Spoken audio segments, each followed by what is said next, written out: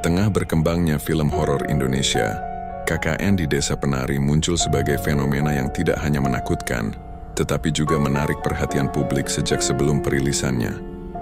Berawal dari sebuah thread Twitter yang viral pada tahun 2019 oleh akun Simple Man, kisah ini kemudian diadaptasi menjadi film oleh MD Pictures dan berhasil memecahkan rekor sebagai salah satu film horor Indonesia terlaris sepanjang masa.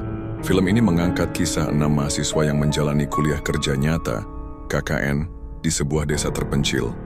Tetapi tanpa mereka sadari, desa tersebut menyimpan rahasia kelam yang melibatkan makhluk gaib, sumpah, dan aturan tak tertulis yang harus ditaati. Disutradarai oleh Awi Suryadi, film ini bukan hanya menghadirkan ketegangan melalui jump scare dan suasana mencekam, tetapi juga menggabungkan unsur budaya lokal yang kental, membuat terornya terasa lebih nyata dan dekat dengan penonton. Dengan latar tempat yang menyerupai hutan belantara, rumah-rumah tua, dan alunan gamelan yang menyeramkan, KKN di Desa Penari berhasil membangun atmosfer horor yang semakin menyesakan seiring dengan berjalannya cerita. Namun, apakah film ini mampu menyamai atau bahkan melampaui ekspektasi dari cerita aslinya yang sudah begitu populer?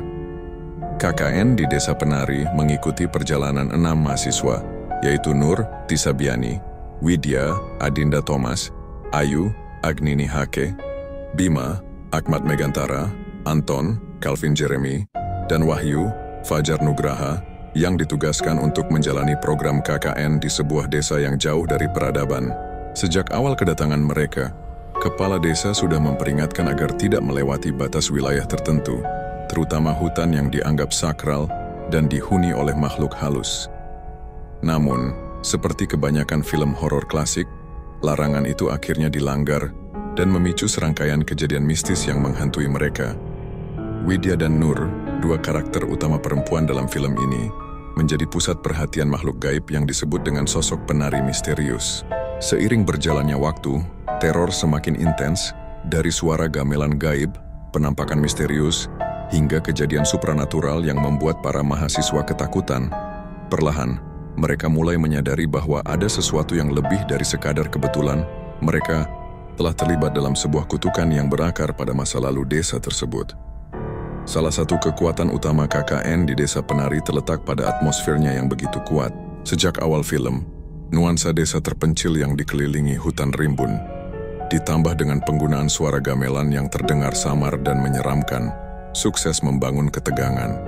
Sinematografi yang digarap dengan baik juga membuat film ini semakin imersif, terutama dalam menampilkan sisi mistis dari desa tersebut. Penggunaan cahaya remang-remang dan efek visual yang tidak berlebihan justru memperkuat kesan realistis, seakan penonton ikut terseret ke dalam dunia gaib yang mengintai para karakter. Selain itu, akting para pemeran juga patut diapresiasi. Tisabiani sebagai Nur berhasil menampilkan ketakutan yang tidak berlebihan namun tetap terasa nyata. Sementara Adinda Thomas sebagai Widya membawa karakter yang lebih ekspresif dan emosional. Selain aspek teknis, kekuatan lain dari film ini adalah keberhasilannya mengangkat unsur budaya lokal dalam cerita. Sosok makhluk gaib dalam film ini tidak sekadar hantu biasa, melainkan memiliki latar belakang dan kepercayaan mistis yang benar-benar eksis di masyarakat tertentu. Hal ini membuat KKN di Desa Penari terasa lebih otentik dibandingkan film horor lainnya yang sering kali mengandalkan elemen supranatural tanpa akar budaya yang kuat. Meskipun sukses dalam banyak aspek, KKN di Desa Penari juga memiliki beberapa kelemahan. Salah satunya adalah pacing cerita yang terasa lambat di beberapa bagian. Sejumlah adegan terasa berlarut-larut sebelum mencapai klimaks, yang mungkin membuat sebagian penonton merasa bosan. Selain itu, meskipun film ini menampilkan banyak adegan seram, beberapa jump scare yang digunakan terasa terlalu bisa ditebak, sehingga kurang efektif dalam mengejutkan penonton yang sudah terbiasa dengan formula film horor. Dari segi cerita, ada beberapa elemen dalam film yang mungkin terasa kurang jelas dibandingkan dengan versi cerita aslinya di Twitter.